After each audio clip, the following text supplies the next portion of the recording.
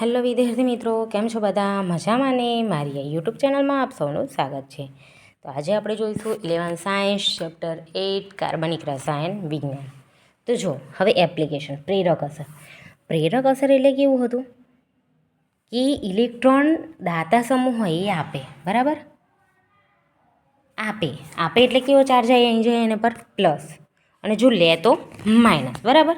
જો આપેલું હતું આ ઇલેક્ટ્રોન લેતો સમૂહ, દેખો ઉપર માઇનસ ચાર્જ હતો, પછી આવો આને આપેલે +1, પછી આવો બીજા બેને આપેલે +2, આવો બીજા ત્રણને આપેલ પર +3 ડેલ્ટા હતું. પછી આવું આપે છે દાન કરે એટલે આ બાજુ 3નું નિશાન, આ લેતો એટલે આ બાજુ નિશાન, આપેલે +1 ડેલ્ટા, આવું લઈ લે એટલે -1 ડેલ્ટા, આનું લઈ લીધું એટલે.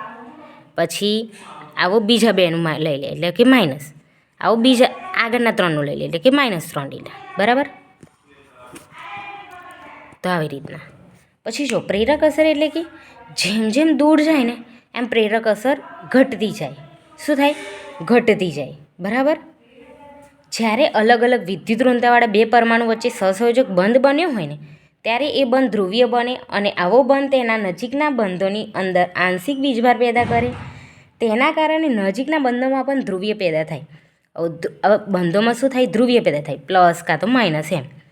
તો ઇલેક્ટ્રોનના સ્થાનાંતર લીધે થઈ શું થાય? ઇલેક્ટ્રોનનું સ્થાનાંતર આમાં એટલે એને કેવી કહેવાય? પ્રેરક અસર થાય. પણ પ્રેરક અસર જેમ જેમ દૂર જાય એમ કેવી થાય? ઘટતી જાય, બરાબર? જોવા મળે નહીં.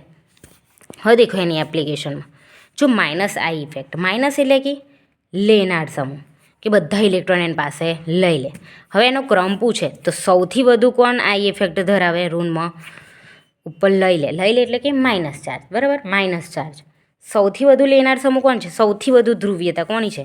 NO2ની, પછી સાયનાઇડની, પછી ફ્લોરિન, પછી ક્લોરિન, પછી બ્રોમિન, પછી આયોડિન, પછી CF3, પછી OH, પછી OCH3, પછી C6H5, પછી H. -I ઇફેક્ટ કે તો આ સૌથી વધુ છે, બરાબર? પછી +I ઇફેક્ટ કે તો જો +I ઇફેક્ટ એટલે કે આપનાર સમૂહ, દાન કરનાર સમૂહ, તો CH2 સૌથી વધુ, પછી NH, પછી ઓક્સિજન, પછી CaO, પછી CH3 પછી CH3 2CH, પછી CH3CH2, પછી CH3 પછી H, બરાબર? પ્રેરક અસરથી સ્થાયીતા અને એસિડિક સ્ટ્રેન્થ સમજાવી શકાય છે. એ હું તમને કાલે બતાવીશ. સ્થાયીતા અને એસિડિક સ્ટ્રેન્થ, બરાબર? તો જો આ પૂછે એક માર્ક્સના MCQમાં કે કોની સૌથી વધુ આ ઇફેક્ટની અસર છે, તો આ લખવાની NO2, સૌથી ઓછી હાઇડ્રોજનની. +I ઇફેક્ટ કોની છે? તો CH2ની, અને સૌથી ઓછી હાઇડ્રોજનની. અને નોટ ડાઉન કરવો હોય તો કરી લો. ઓકે વિદ્યાર્થી મિત્રો, જો મારો વિડીયો ગમે હોય તો લાઈક, શેર અને સબસ્ક્રાઈબ કરજો. મળી નેક્સ્ટ વિડીયોમાં. Bye bye.